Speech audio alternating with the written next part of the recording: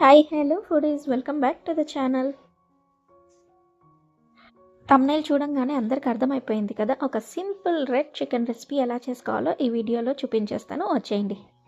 ముందుగా ఒక జార్ తీసుకొని అందులో 2 మీడియం సైజ్ టొమాటోస్ ఇలా కట్ చేసుకొని అందులో వేసేసుకోండి. ఆ తర్వాత ఒక గుప్పెడంతా లేదా కొన్ని తక్కువ క్యాష్యూస్ తీసుకొని, అలాగే గసగసాలు అండ్ ఒక 4-5 మిరియాలు ఇవన్నీ వేసుకొని ఫైన్ పేస్ట్గా చేసేసుకోండి.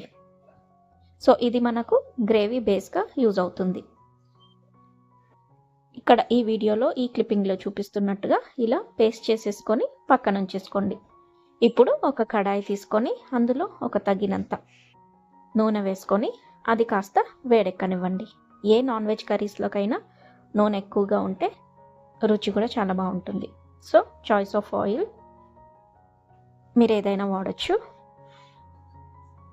ఆయిల్ వేడెక్కాక జీలకర్ర వేసి అది కాస్త చిటపట్లాడిన తర్వాత ఫ్రైడ్ ఆనియన్స్ కూడా ఎక్కువగా వేసుకోండి.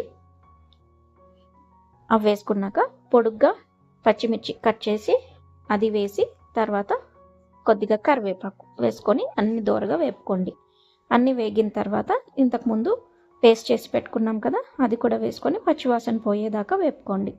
దాని తర్వాత పసుపు, ధనియాల పొడి, కొద్దిగా గరం మసాలా, రుచికి సరిపడా కారం, అలాగే కొంచెం చికెన్ మసాలా ఇవన్నీ వేసుకొని పచ్చివాసన పోయేదాకా దూరగా వేపుకోండి.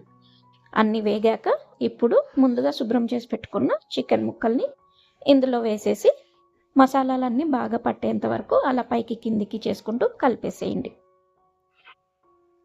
ఇప్పుడు ముందుగా పేస్ట్ చేసి పెట్టుకున్నాం కదా, అదే మిక్సీలోకి తగినన్ని నీళ్లు వేసి అదే నీటిని ఇందులోకి వంపేయండి.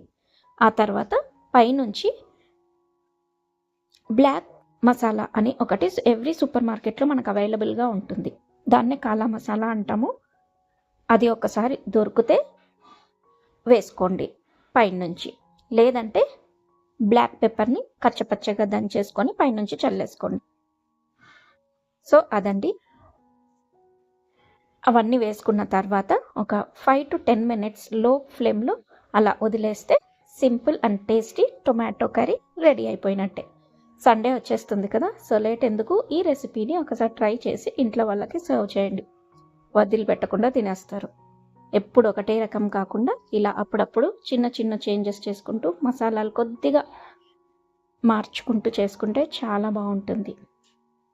సో తప్పకుండా ఈ రెసిపీని ట్రై చేసి ఎలా వచ్చిందో నాతో కమెంట్ సెక్షన్లో షేర్ చేసుకోండి.